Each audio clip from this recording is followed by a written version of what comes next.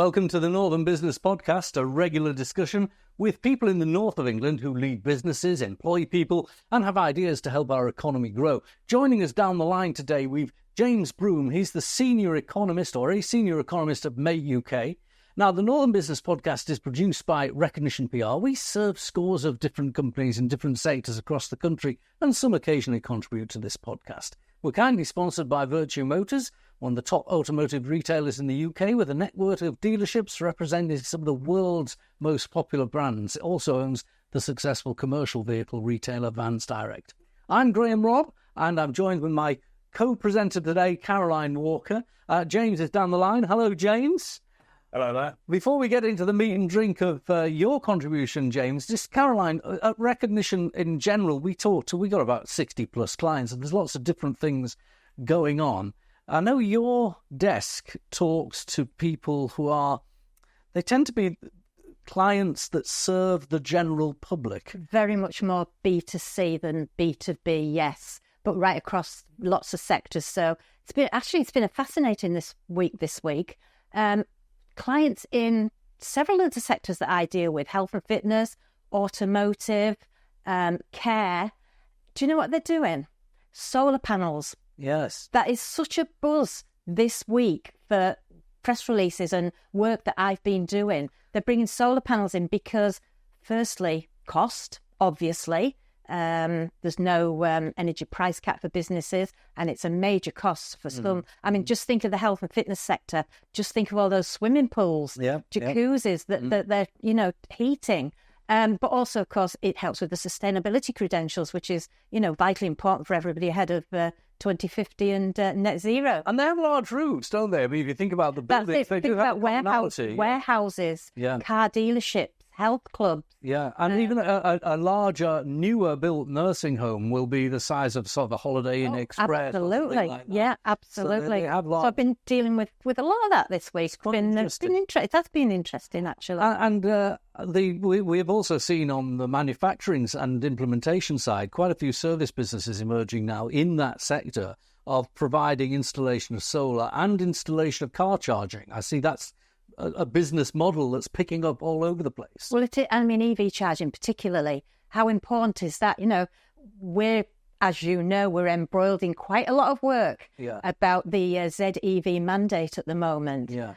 But how can you I've got an fully electric car. And I'm hybrid. I couldn't do it without a home charger because the charging network in our area is just not good enough. So I've got to have a home charger. And you charge overnight, don't you? You don't charge like when you get home and plug it in. You've got some kind of system where you time it? No, I do it. Yeah, I can time it, or I can do it overnight when the electricity is a little bit cheaper. And you have a tariff specifically for that? No, unfortunately, not yet. But I am working. Hopefully, my energy supplier is actually working towards that. They have now brought it in, but I was quite an early adopter of electric cars, as you know, and with the home charging point. So, unfortunately, mine's not compatible yet, but because it's such a huge energy provider, I'm hoping it soon will be. Yeah, I know. I noticed in our staff, we've got about 4 electric cars. Fully electric, there is a little bit of gossip among them about which energy provider for the tariffs at night. Absolutely. Yeah. Now, all of this goes to, that's probably going to be one of the things we pick up on in general when we talk about Make UK. Now, I'm going to hold this up, ladies and gentlemen. This is if you're listening, I'll tell you, it's the Manufacturing Outlook Report, Q3 from May UK. Now, May UK represents the manufacturers of Britain. And the interesting thing about the manufacturing sector of Britain is that it has defied the odds the last few years, and it's set productivity standards that could only be hoped for in the public sector and in the services sector, to be fair. So it has been thriving and setting the records. I don't know if you've noticed. No, I have. And actually, reading the previous report to that, the regional one, the North East is flying. Yeah, the northeast of England. It's way ahead of everybody else. And the northwest is actually not that far behind as well, particularly in average balances, outputs and orders. It's fantastic because there's a lot of people still work in the sector in the northeast. Did you remember back in the day, you'll remember this, when you were at school? Yes, in the 70s. If you didn't go to university and you left school in Teesside particularly, you had two options, British Steel or ICI. And I went to the British Steel one. You went to the British Steel one. I went through the apprentice centre and did all my checking and so on. But there is still a lot of people in this region and in the Northwest region who rely on manufacturing for their livelihoods. That's right. It's an all assembly work either. Right, now let's bring James Brougham in. James, you've heard a bit of our chatter. This, what would you say is the headlines from this before we drill into it? The Manufacturing Outlook report. Yeah, it's a good question. It's I think the headline, or amongst trends, the headline is we were perhaps a little wrong. We'd had very high expectations for this quarter that weren't quite met. But I think that the sector is measured by the confidence metric, that actually the short-term output and orders that didn't quite hit our expectations this quarter, the sector doesn't seem too worried because confidence continues to grow and remains high. So what we've seen is a short-term blip, a downturn, not necessarily into negativity, really technically just so, but just a pause, a flattening. And we've seen that across employment as well. So what that typically means is the sector's having a moment of holding its breath, doesn't want to go too long on its wage bill, not quite sure what's around the corner, but it certainly isn't worried about a systemic change in the direction of travel, because if that were to be the case, we would expect to see a trickle down in that confidence metric. Okay, well, the confidence is good, and in the north of England, where we see that there is a breakdown in the report on page 13 of the report, there's still a smiley face next to the graphic in the northeast. There's a smiley face in Yorkshire, and there's a smiley face in the northwest. It's unusual. So it's all smiley. Yeah, well, I know. Some people in Yorkshire, they wouldn't get a door about, but there we are. But they seem to be happy as it gets. Steady as she goes. Well, yeah, you're right to note that every region and nation that makes up the UK there is reporting confidence value over 5, and so it's a diffusion index, which is just a silly word really for meaning above 5 is positivity and below 5 is negativity. It's been the case for a little while now. I think the most negative region in the last quarter was the Southwest, but that's still at a 5.9 or 6 roughly, so that's still in safe positive territory. You're right to mention the Northeast at 6.2, the Northwest at 7.1, and Yorkshire and the Humber side at 7.1. So quite high figures. It's been this way consistently now for about a year and a half, and particularly when we look at our back confidence data for the past year and a half, confidence has been slowly growing and markedly on aggregate well above that 5 line. So why is that? What does this mean? Well, we think a lot of it is, of course, the business environment, manufacturers' business environment over the past year has been relatively the most stable to any of the 4 years preceding it.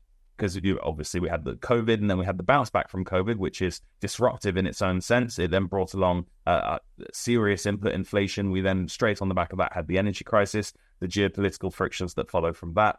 So really, and probably people tell me off for saying this, but it has been very, very stable, relatively speaking, when we take a 5-year zoom-out picture of the manufacturer's trading environment. I would give this observation, see if you think there's anything in this.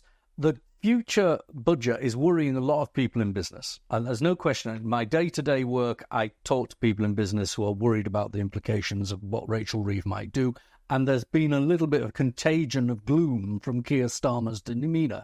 However, most of the prospective tax changes are not immediately going to impact on manufacturing. The tax changes around capital gains on property, for example, the investment might be hit in the longer term, but corporation tax is already settled business, and the government is going to change corporation tax. So it might be on allowances, but there doesn't seem to be a lot of talk about that. It's mostly about tackling wealth and the trickle down for investment, not manufacturing costs. It's something I think the sector is really looking at the big picture industrial strategy that's been long touted, long promised, and certainly it was probably fair to say the leading point of Labour's campaign for the business vote was that introduction, the commitment to introduce an industrial strategy. We're likely to hear more this month, and I think a lot rides on this. And less so about what you've just mentioned, the individual components of the business environment, let's say corporation tax, prohibitive investment policies. It'll be about the signal that is the government keen to work, commit to a plan, make the UK over the next 5-10 years, not in the next single year, the place to manufacture and drive that confidence that can then signal that inward investment. Of course, we've had 8 industrial strategies come and go in various degrees of seriousness in only the past 10 or 11 years, just over a decade.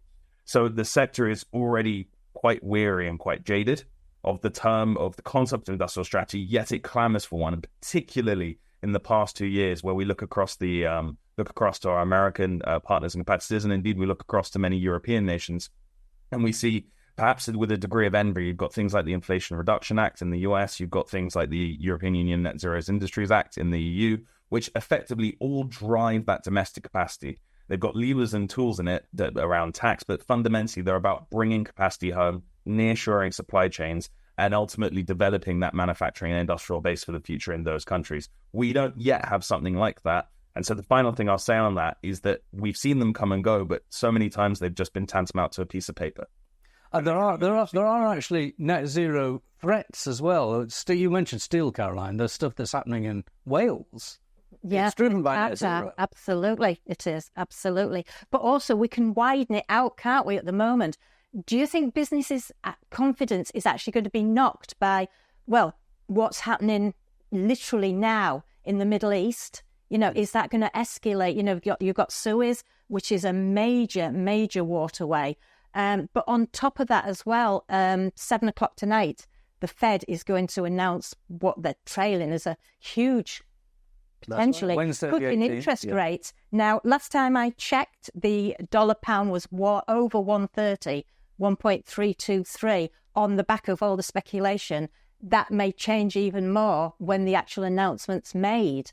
Is that going to have an effect?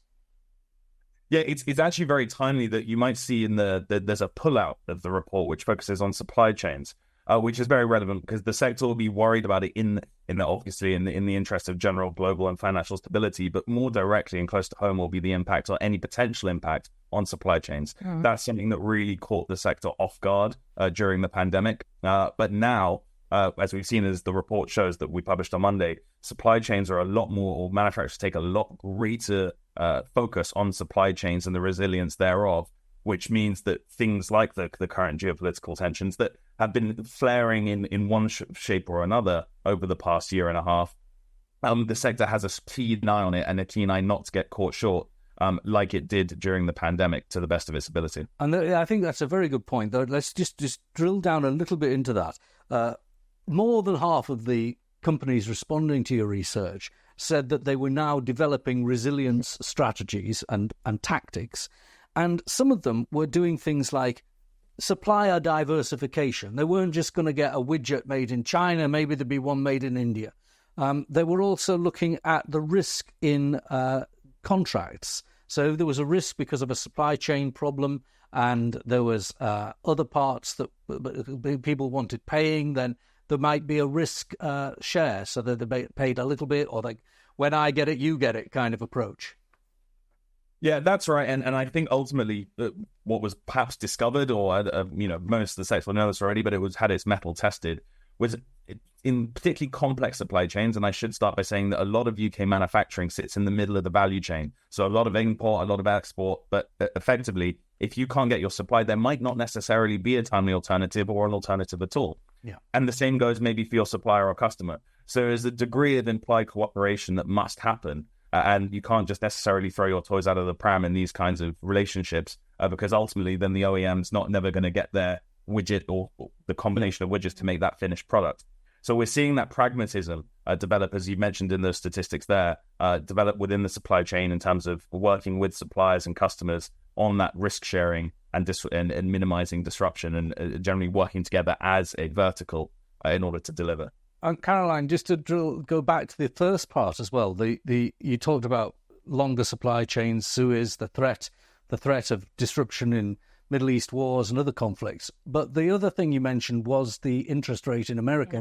We run, James, in the Northeast, a recognition with the Clive Owen LLP, the accountancy practice, and with NewsQuest, the media company. We run 2 shadow MPCs. We do, yes.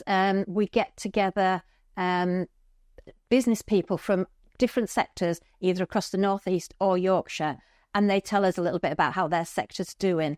But the key to it is what do they, not what do they think the MPC will do, what, if they sat on the MPC, would they vote for?